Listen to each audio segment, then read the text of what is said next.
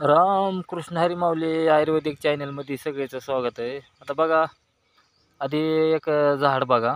या झाडाची एक दोन औषधं, लहान लेकराची बी औषध सांगतो. आणि ही बघा, ह्या झाडाला अशा गाठी आल्यात. हे झाड आहे सौंदळीचं. तर सौंदळ म्हणतात काही ठिकाणी, शेमी म्हणतात. हे बघा, अशा गाठी येतात, अशा गोल गोल गोल अशा गाठी आल्यात. आणि तिकडे बी आहे त्या गाठी. तर आता ही गाठी झाडाला काय येतात ह्याचं काही माणसाला माहीत नसतं. तर गाठी यायचं कारण म्हणजे, आता ह्या झाडाचे, आता ही शेमी सौंदळ म्हणतात. काही काही झाडाला गाठी काय येतात. तर हे झाडाला गाठी यायचं कारण म्हणजे, ह्या कुठले जरी झाड असलं, आंब्याचं असो, सौंदळीचं असो, चिंच असो, त्या झाडाला गाठी यायच्या म्हणजे ह्या झाडाच्या आसपास पाण्याचा झरा असतो. ते पाण्याचा झरा जे आहे, ते पाण्याचे खालून फिरणारं पाणी जे आहे, आपल्या शरीरात जसे शिरा आहे तसे जमिनीत शिरा असतात. हे शिरा खाली पाणी फिरतं आणि वरून मग पाणी फिरल्यानंतर तुमचं कुठल्या बी येल असेल, येलवर्गीय जर वनस्पती असली तरी बी वरी जसं खाली पाणी फिरलं त्याच्या उलट दिशेनं वरी येल फिरत असतो. हे येल फिरवायचे असं पाण्याचं काम असतं. तसं ही बी गाठी आहे ती दक्षिण उत्तर बाजूला पाण्याचा झरा इथं आसपास कुठंतरी असणार आहे. तर हे असं झाड आहे बघा. त्याला हीच ती शेमी म्हणतात, सौंदळ म्हणतात. तर ही झाडाचे होमासाठी चालतं. तुम्हाला जरी कुठला जरी बामणानं जरी सांगितलं होम करण्यासाठी, तर ही झाडाची फांदी, वाळलेल्या फांद्या न्याव्या लागतात. अगर वल्या असल्या तर वल्या नेऊन वाळवायच्या आणि होमाला वापरीत येतं. होमासाठी सामग्री ह्याच्यासाठी चालते. तर होमासाठी कशी चालते की ह्याचे बारीक बारीक तुकडे करून ठेवायचे असते, ते 1-1, 2-2 इंचाचे. ती अशी आडवी. मग ते होमाचं सामान राखताना बी काय करायचं, उत्तर दक्षिणच लावायचं असते, पूर्व पश्चिम नसते लावायचे. जरी बामणाने जरी होम केला तर ह्याची तुम्हाला माहिती सांगतो थोडी.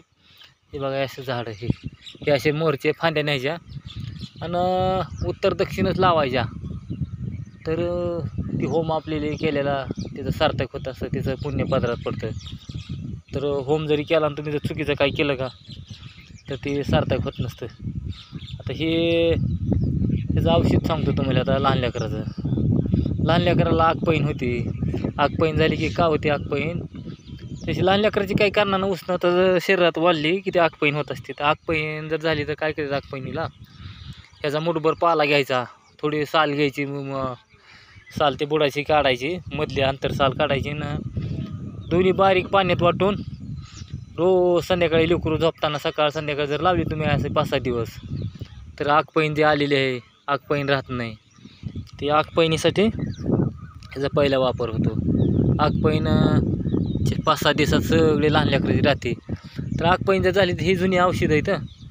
ही जुनी औषधं कुणाला नाही सांगितले तर ही आता वरचीवर माहीत नाही सांगितले तर कोण सांगत नाही. तर माझ्याकडे या म्हणतात, मी लावून देतो औषध, 100-50 घेणार. तर तसं करण्यापेक्षा कसं असतं, काही लांबले लोक आहेत, त्याने काही तुमच्याकडे येऊ शकत नाहीत.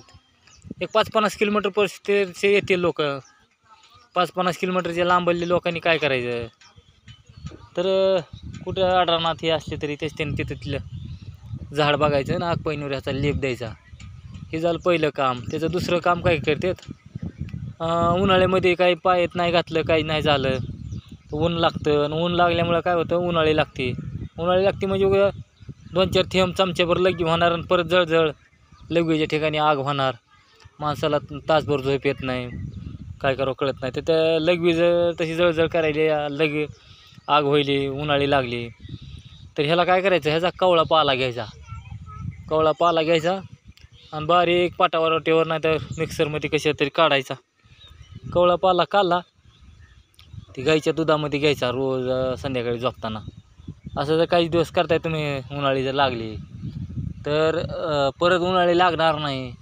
तर असं औषधं करताना कधी 5-6 दिवस तरी निदान करायचे. 2 दिवसात तुमची लघवीची जर जळजळ राहिली तरी बी 2-3 दिवस करायचं. कारण 2-3 दिवस केल्यानंतर तुमचे काही शरीरात बिघड झालेलं असतं, ती त्याला क्लिअर व्हायला लागतं. 2-4 दिवस, 5-6 दिवस जातात. हे झाले 2 औषधं. परत आता तिसरं औषधच काय करतात, शरीरामध्ये तुमच्या उष्णता वाढलेली आहे.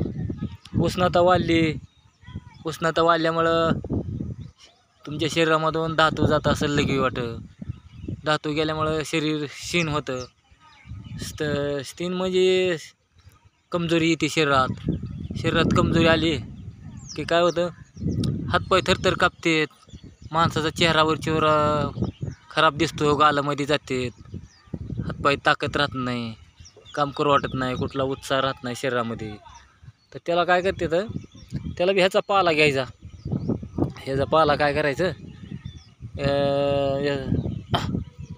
पाला, जिरे आणि धन आणि खडीसाखर संध्याकाळी सगळे तिन्ही एकत्र करून बारीक वाटायचं. बारीक वाटून आपलं गाडगं असलं तर गाडग्यात मडक्यात ठेवायचा, आणि नाहीतर आपलं ह्याचं भांडं असलं, काश्याचं भांडं असलं, काश्याचे भांडे ठेवू शकताय. पितळाचं भांडं असलं, पितळाच्या भांड्यात ठेवलं तरी चालतंय. तांब्याचं असलं तर तांब्याच्या भांड्यात हे तिन्ही मिक्सरन एक अर्धा लिटर पाण्यामध्ये भिजत ठेवायचं. अगर तुम्हाला जेवढं पाणी प्यायला घ्यायचं आहे तेवढं पाण्यात भिजत ठेवायचं ना. सकाळी पुन्हा खडीसाखर थोडी वाटून टाकायची, 2 चमचे खडीसाखर वाटून टाकली, चांगलं ढवळण करायचं 4-5 वेळा, ह्या गिलासात त्या गिलासात, त्या गिलासातून त्या गिलासात. असं केलं म्हणजे ते सगळं एकजीव होतं. सगळं एकजीव झाला की पेताना बी गडबडीने प्यायची नसते औषधं, दमाने प्यायची. दमाने प्यायल्यानंतर आपल्या टाळूला 32 छिद्र असतात. त्या 32 छिद्रावर काय असतं, तुम्ही दमाने प्यायल्यामुळे त्याची लाळ ते मिक्स होते. लाळ मिक्स झाल्यामुळं तुमच्या काय जे शरीरात बिघड झालेला आहे, अशक्तपणा आलेला आहे, तर ती सगळं कमी व्हायला मदत होते. आणि तुमचं आणि शरीरामध्ये ताकद वाढते. ताकद वाढली की अशक्तपणा ही सगळे तुमचे आजार कमी होणार आहेत. हे असं ह्या सवंगडीचं झाडाचं आहे. तर ही होमवर्धिक वनस्पती, होमासाठी वापरण्यासाठी चालते. काही होमाचे 21 लाकडं वापरते, त्याच्यामध्ये ही टाकावीच लागते वनस्पती. कारण ही झाड जे आहे, ह्या झाडाचं म्हणजे राहू, शनी आणि केतू ह्या 3 जणांचं झाड आहे. ह्या 3 जणांचा आशीर्वाद, 3 जणांचे ग्रह जर काही वाईट असले तर ह्या झाडाला काय करतात, असं भेट देतात. शनिवारी येऊन भेट द्यायची. आता मी पण भेट घेणारच आहे, झाडाची भेट घ्यायला चाललेलो आहे. मग हे जे झाडाला भेट घेतात, येऊन भेटायचं.